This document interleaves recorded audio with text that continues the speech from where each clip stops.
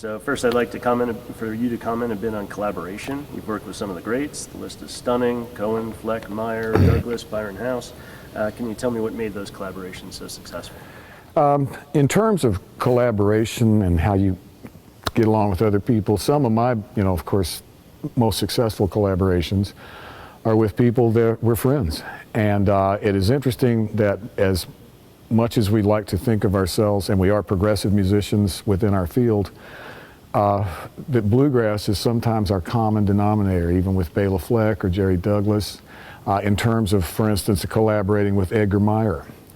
He brings such an incredible game to the table in that, he's the unbelievable classical musician, one of the only bass soloists I know that goes around and stars in front of orchestras. And he is smart enough about bluegrass kind of music that he can easily do that too. Now, there was a collaboration we did with Edgar, Mike Marshall, and Mike and I both are mandolin players, but Mike's such a great guitarist that he was willing to be on guitar.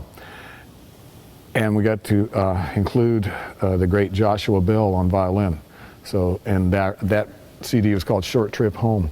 And in that way, Edgar wrote all the music, and for that I had to actually read music because if Josh was reading music, then we needed to also, or I'd get lost.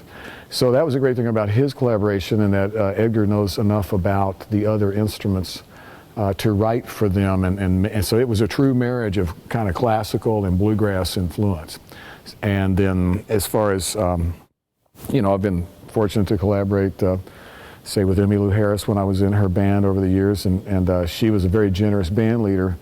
And that's part of it. I've learned that in order to be a band leader, it's been valuable to me to be also, their sideman and their sidekick, because there's something to learn in every situation. And sometimes you may find things that you want to do like your band leader, or you may find some things that's not the way you want to do it. So it's an interesting thing, but if you keep your eyes and ears open, there's something to be learned in every situation.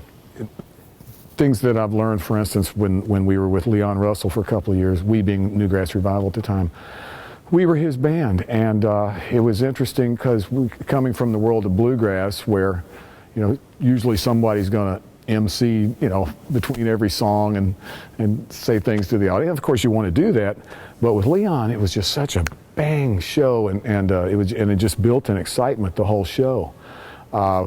And it was like being in a 50s rock band playing bluegrass instruments behind him. It was really great. And then, but with Emmylou, she taught me, one of the things I picked up upon, but she taught me to let the audience, it's okay to let the audience have a breath and do, not every song has to be bang you over the head. So she's really good at her pacing and how she does that. And so I learned that it's okay to sort of back off and give the audience a chance to breathe and not smack them over the head with intensity all the time. But and she was a very generous band leader, and she also taught us, or I learned from her to basically to forgive yourself and each other as you go along. And if you make a mistake, you just got to get over it and go on. And I've heard, for instance, there'd be times where she didn't feel great about her performance, but she would just simply say after the job, well, we'll get them again tomorrow, we'll try again tomorrow. That's the great thing about music. You can try again tomorrow. Awesome, thanks. How about improvisation? That's also an important managerial skill, to be able to improv, and I wonder what it means to you and what makes you so good at it. Well, in terms of improvisation, within our band here, you state the theme, you got the melodies, and then we'll have sections where we can improvise. So that is a great amount of freedom, but with that freedom comes a great responsibility to land that plane.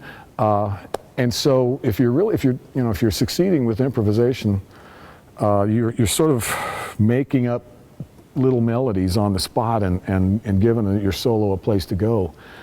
And so it's your responsibility, and especially as we'll do some of those tonight, where in the improvisation to also to lead your fellow musicians into their solo and make them all seamlessly. Great. great. Thanks. Now something on boundary spanning. At a young age, right, you challenged the bluegrass establishment and literally created a genre of music. First of all, did you know you were doing that at the time? No.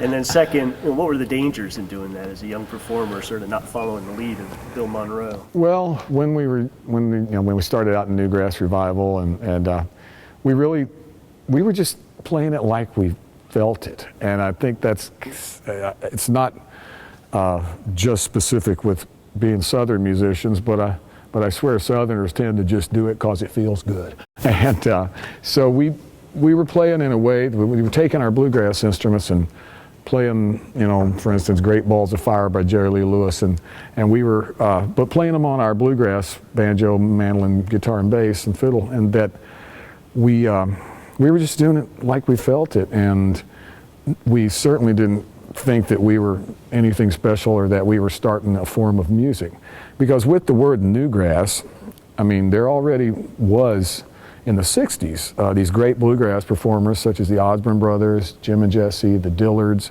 the Country Gentlemen, and they had already way departed from the traditions of Bill Monroe and the Stanley Brothers and what have you. And even Reno and Smiley, they were their own kind of progressivists. And Bill Monroe kept progressing in his own way throughout the years, and with the people that would play with him, such as when Bill Keith joined the band and there was a new style of banjo after Earl Scruggs, and Monroe really encouraged that. And it's interesting because as much as Bill Monroe liked it when people played his style of music, I heard him say it on more than one occasion that he really is like, that's good, but what can you do on your own? So he expected all of us to make our own way to do it and have our own voice. That's cool. So what are the bands now that are doing that? Who's breaking the mold now that you pay attention to? Well, let's see, bands that are breaking the mold now. I'm fortunate that I get to play with some young groups, and by young I mean if they're 40 or under, that's young. And they're great pickers. Leftover Salmon's one of them, and these are guys that I specifically I go jam with sometimes, and I will and do. Leftover Salmon, Yonder Mountain String Band, Green Sky Bluegrass is a new band I really enjoy. The infamous String Dusters, really dig them. And of course, she didn't just come around, but Alison Krause's band, Union Station, is really great.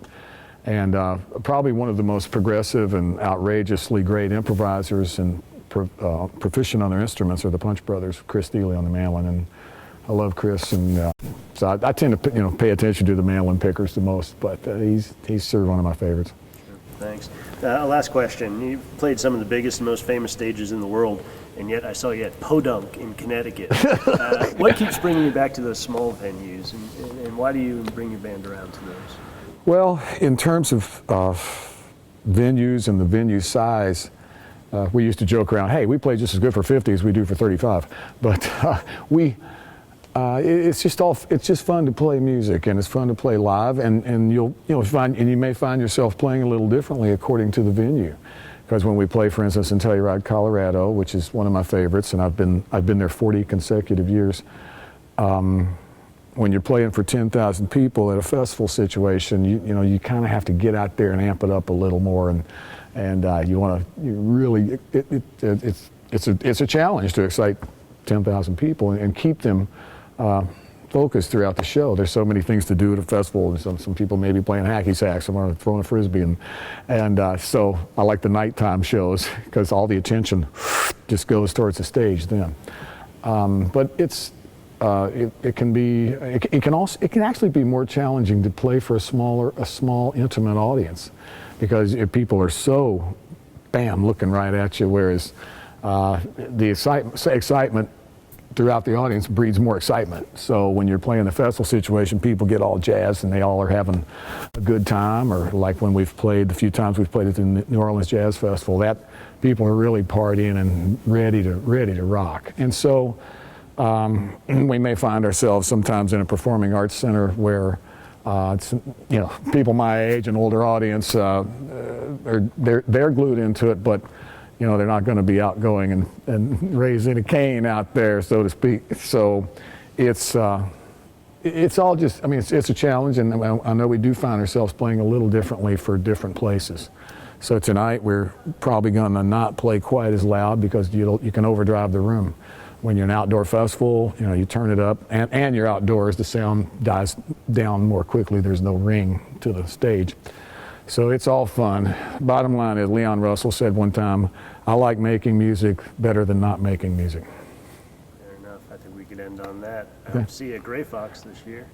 Any chance? I hope so. No. I mean, well, that's a unique thing about Telluride, that the festival has lasted 41 years. We got there the second year. So it's amazing that any festival continues to exist. And it's really fortunate if you get to go every year. So we do that one every year, Merle Fest every year. And the same promoters, Planet Bluegrass, that do Telluride, they also do one called Rocky Grass outside Lyons, Colorado. And but there's certain festivals, and I know Gray Fox is one where I've not been there every year, and they tend to rotate their talent, and you should. And so I feel pretty fortunate of the ones where we get to be repeat offenders. Well, for the aspiring musician, maybe in Bucknell, maybe in other places. The first thing you got to remember is that, why did you start playing an instrument?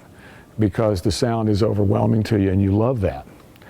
And as you do it, and if you decide to make your living playing music, you have to remember that your satisfaction is playing the instruments and playing with other musicians.